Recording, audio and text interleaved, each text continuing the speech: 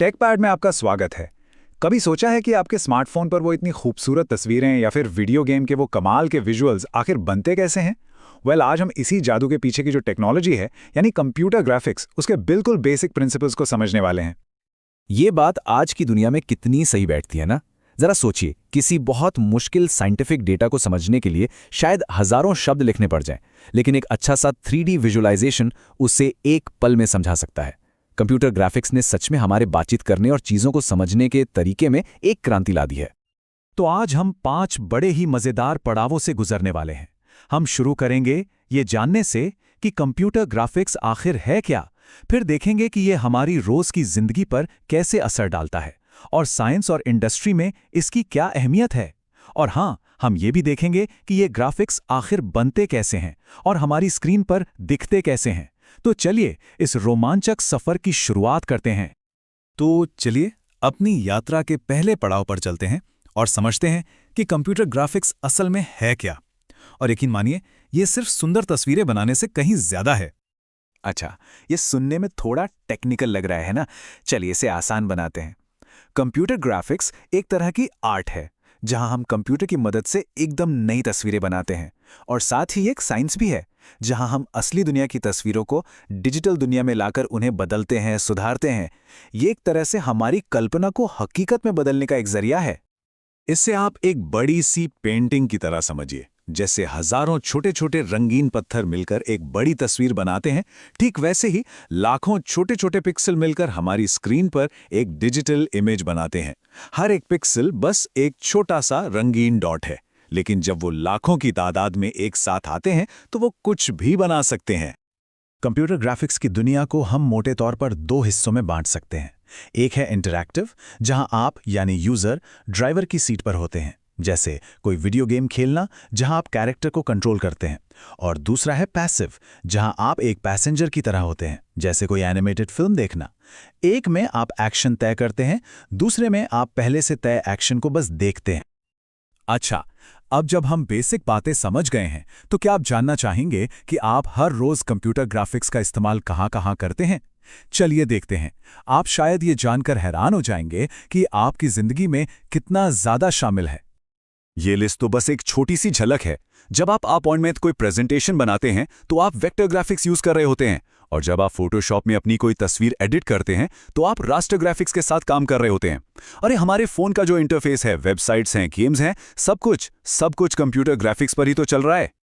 इसे ऐसे समझिए, वेक्टर ग्राफिक्स एक रबर बैंड की तरह है। आप उसे कितना भी खींचें, वो टूटेगा नहीं, उसकी क्वालिटी खराब नहीं होगी, वो हमेशा एक साफ लाइन बना रहेगा। इसीलिए लोगो और टेक्स्ट के लिए ये बेस्ट होता है। वहीं दूसरी तरफ रास्टर ग्राफिक्स एक रेत से बनी पेंटिंग की तरह है। अगर आप उसे बड़ा करके देखेंगे तो आपको रेत के अलग अलग दाने यानी पिक्सल दिखने लगेंगे। ये फोटोग्राफ्स के लिए एकदम परफेक्ट है। चलिए अब मनोरंजन और रोजमर्रा के इस्तेमाल से थोड़ा आगे बढ़ते हैं और देखते हैं कि कंप्यूटर ग्राफिक्स साइंस और इंडस्ट्री जैसे सीरियस फील्ड्स में कैसे क्रांति ला रहा है। यहाँ ये सिर्फ देखने में अच्छा नहीं लगता, बल्कि एक बहुत ही जरूरी टूल है। मान लीजिए कि एक साइंटिस्ट को मौसम का पूर्वानुमान लगाना है, तो वो सबसे पहले मौसम के सारे डेटा का एक मैथमेटिकल मॉडल बनाएगा, फिर उसे एक 3D मॉडल में बदलेगा और आखिर में उसे एक नक्शे की शक्ल में पेश करेगा। इससे यह समझना बहुत आसान हो जाता है कि तूफान कहाँ और कब आएगा। ग्राफिक्स के बिना यह सारा डेटा सिर्फ नंबरों का एक उलझा हुआ जाल होता। कैड के बिना आज के बड़े बड़े हवाई जहाज और आसमान छूती इमारतें बनाना सच में लगभग नामुमकिन होता। ये इंजीनियर्स को ये सुविधा देता है कि वो अपने डिजाइन्स को कंप्यूटर पर ही टेस्ट कर लें, उन्हें सुधार लें, इससे पहले कि असल में एक भी कील ठोकी जाए। इससे समय और पैसा दोनों की भारी बचत होती है। ये कुछ ऐसा ही है जैसे आप एक वर्ड डॉक्यूमेंट को PDF की तरह सेव करते हैं ताकि कोई भी उसे आसानी से पढ़ सके, भले ही उसके पास माइक्रोसॉफ्ट वर्ड ना हो। ये फाइल फॉर्मेट्स जैसे DWG और DXF ये पक्का करते हैं कि एक आर्किटेक्ट ने जो डिज़ाइन बनाया है वो किसी भी दूसरे सॉफ्टवेयर या मशीन पर बिल्कुल ठीक तरीके से काम करे। तो हमने ये तो देख लिया कि ग्राफिक्स क्या हैं और कहाँ इस्तेमाल होते हैं, पर सवाल ये है कि ये कंप्यूटर के अंदर जाते कैसे हैं। चलिए अब उन डिवाइसेस पर एक नज़र डालते हैं जो हमारी कल्पना को डिजिटल दुनिया में ले जाते हैं। हर टूल का अपना एक खास काम होता है। जैसे एक ग्राफिक्स टैबलेट किसी डिजिटल आर्टिस्ट के लिए परफेक्ट है, जिससे बिल्कुल असली ड्राइंग जैसा फील चाहिए, जबकि एक स्कैनर किसी पुरानी फैमिली फोटो को डिजिटल बनाने के लिए बहुत अच्छा है। और हमारे स्मार्टफोन के टच पैनल्स तो इनपुट डिवाइस का सबसे आम उदाहरण हैं ही। तो अब जब हमने ये देख लिया है कि ग्राफिक्स बनते कैसे हैं, तो चलिए सफ़र के आखिरी और सबसे जादुई हिस्से पर चलते हैं। हमारा कंप्यूटर उन डिजिटल सिग्नल्स को उस तस्वीर में कैसे बदलता है जिसे हम अपनी आंखों से देखते हैं। इसे ऐसे समझिए, रैंडम स्कैन एक कनेक्ट द डॉट्स ड्राइंग की तरह है, जहां आप सिर्फ ज़रूरी लाइनें ही बनाते हैं। पुराने ज़माने के आर्केड गेम्स इसी टेक्नोलॉजी का इस्तेमाल करते थे।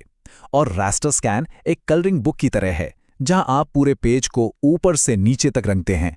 आज हमारे सभी टीवी, मॉनिटर और फोन सब इसी टेक्नोलॉजी पर काम करते हैं। ये बिल्कुल वैसा ही है जैसे आप कोई किताब पढ़ते हैं। आप बाईं तरफ से शुरू करते हैं, दाईं तरफ जाते हैं और फिर अगली लाइन पर आ जाते हैं। आपका डिस्प्ले भी यही करता है, लेकिन ये काम 1 सेकंड में 60 बार करता है। और ये इतनी तेजी से होता है कि हमारी आंखों को एक स्थिर और चलती फिरती तस्वीर का एहसास होता है। कमाल है ना? फ्रेम बफर को आप एक ब्लूप्रिंट की तरह समझ सकते हैं। ये डिस्प्ले को बिल्कुल सटीक तरीके से बताता है कि हर एक पिक्सल को कहाँ होना चाहिए और उसका रंग क्या होगा। ठीक वैसे ही जैसे एक ब्लूप्रिंट एक बिल्डर को बताता है कि हर ईंट को कहाँ रखना है। ये कंप्यूटर की मेमोरी और हमारी स्क्रीन के बीच का सबसे ज़रूरी कनेक्शन है। तो स्क्रीन पर इतने सारे रंग बनते कैसे हैं? ये वैसा ही है जैसे आप पेंट मिलाते हैं। लाल, हरे और नीले, इन 3 बेसिक रंगों की अलग अलग मात्रा को मिलाकर आप लगभग कोई भी रंग बना सकते हैं। कंप्यूटर भी यही करता है, लेकिन वो पेंट की जगह बिट्स यानी 0 और 1 का इस्तेमाल करता है।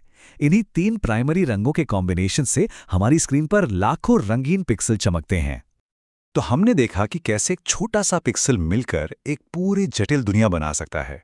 हमने ग्राफिक्स के रोजमर्रा के इस्तेमाल से लेकर इंजीनियरिंग और साइंस में उसकी अहमियत को समझा और आखिर में ये भी जाना कि हमारी स्क्रीन पर ये खूबसूरत तस्वीरें आखिर बनती कैसे हैं। जिस तरह हजारों साल पहले गुफाओं में बनी पेंटिंग्स ने हमारे पूर्वजों को आपस में बात करने में मदद की, उसी तरह आज कंप्यूटर ग्राफिक्स हमें ऐसी दुनिया बनाने की ताकत देता है जिसकी हम सिर्फ कल्पना कर सकते हैं। आपको क्या लगता है, कंप्यूटर ग्राफिक्स का भविष्य क्या है? क्या वो पूरी तरह से वर्चुअल रियलिटी होगी या कुछ और? अपने विचार हमें नीचे कमेंट्स में जरूर बताइए। टेकपैड पर हमारे साथ जुड़ने के लिए बहुत बहुत धन्यवाद। हमें उम्मीद है कि आपको कंप्यूटर ग्राफिक्स की इस दुनिया की सैर करने में मजा आया होगा। अगर आप ऐसे ही और जानकारी से भरे वीडियो देखना चाहते हैं तो लाइक, सब्सक्राइब और शेयर करना बिल्कुल न भूलें।